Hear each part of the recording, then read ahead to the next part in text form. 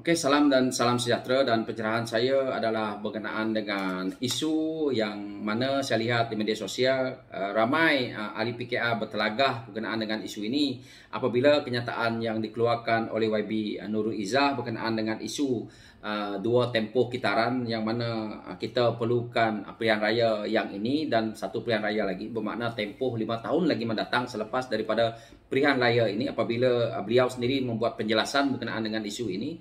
Maka saya tengok ramai orang dalam parti PKR ni melompat-lompat.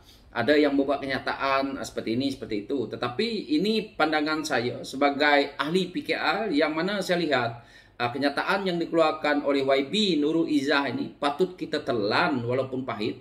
Dan kita patut juga memuhasabahkan diri berkenaan dengan isu ini. Kerana ini adalah kenyataan yang memang betul berlaku. Saya sendiri apabila turun ke underground dan saya lihat kita umpamanya di Sarawak, saya lihat banyak kelompangan, banyak juga yang telah pun rosak kerana berlakunya pengkhianatan yang lalu.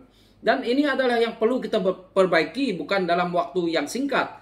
Dan kita lihat seandainya PRU ke-15 ini berlaku, maka peluang kita itu agak tipis kerana telah pun rosak banyak dan yang mana ahli-ahli PKR sudah pun banyak yang tidak lagi melihat kepada apa yang kita mahu iaitu perjuangan parti kita selama ini kerana mereka rasa dikhianati oleh geng-geng kata ini ataupun mereka-mereka geng-geng kartel ini tadi.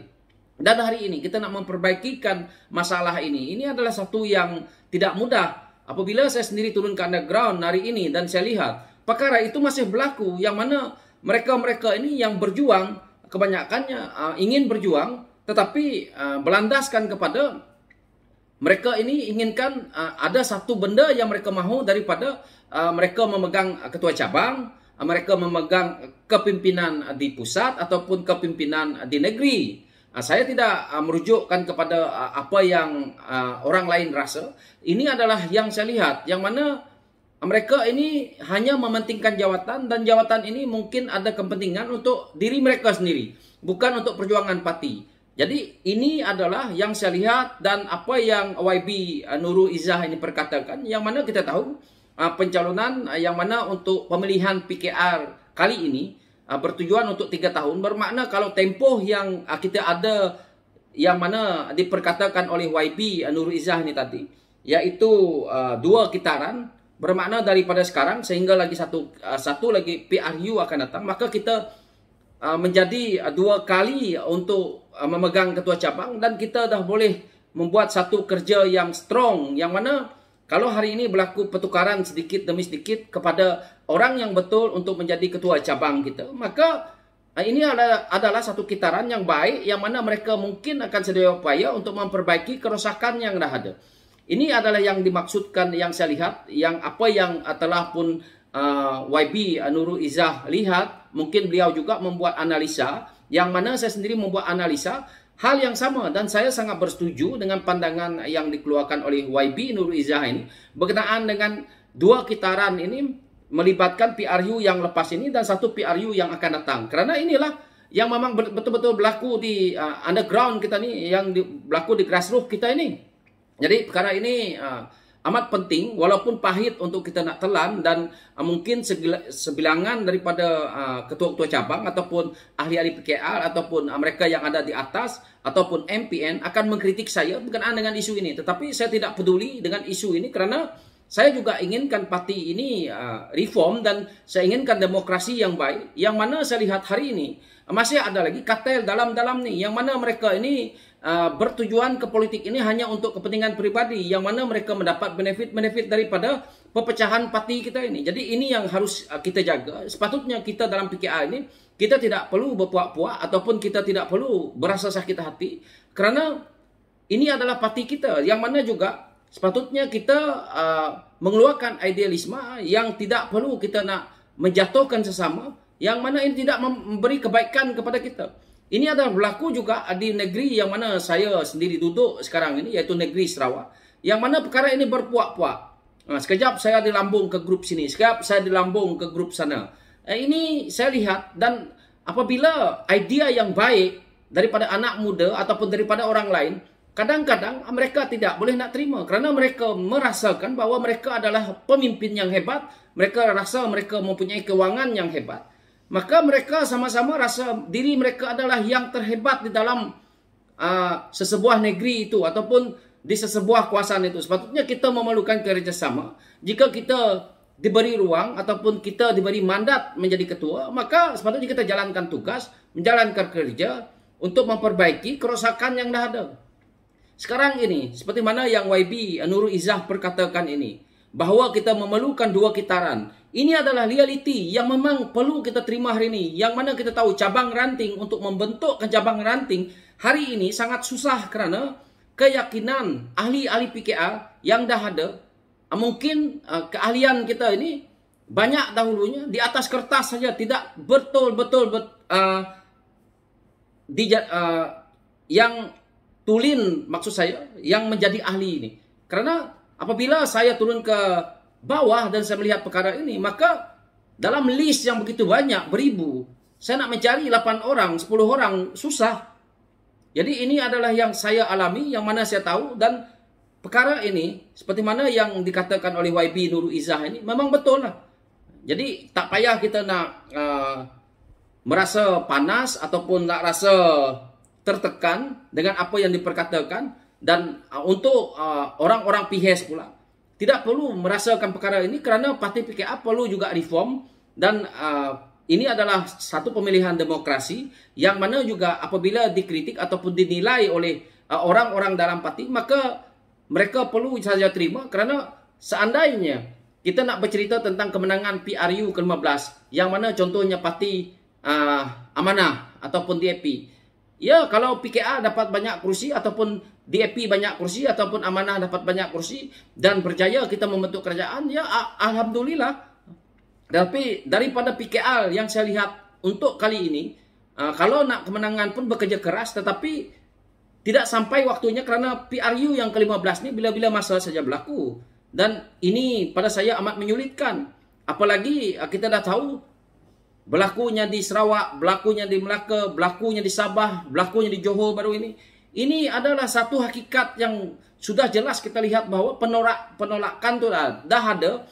Kerana mereka-mereka yang selama ini menyokong parti kita ini sudah pun berasa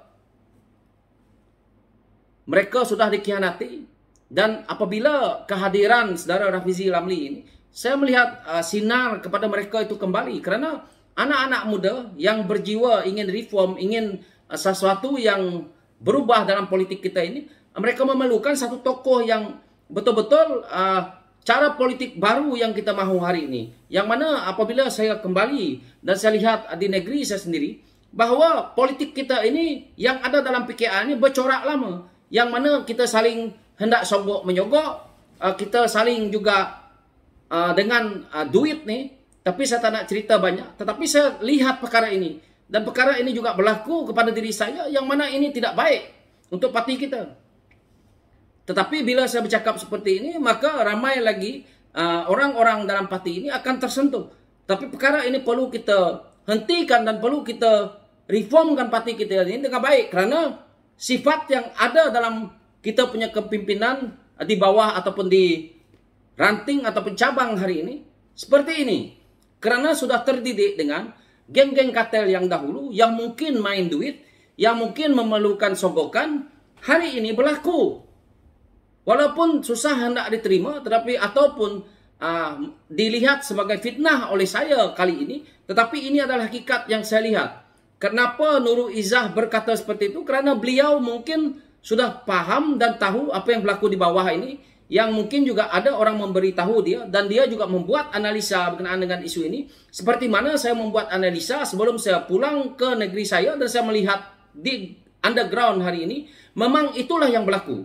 Jadi kita perlu reform dan kita perlukan parti kita ini berubah, yang mana kita tidak mau lagi politik lama itu, yang mana menyukarkan calon-calon yang mempunyai idealisme politik yang baik, tetapi disekat kerana orang-orang lama ini tadi ingin kekalkan kekuasaan mereka, tetapi mereka tidak membuat kerja di underground dan akhirnya menjekat tokoh-tokoh muda untuk bergerak aktif dalam parti kita.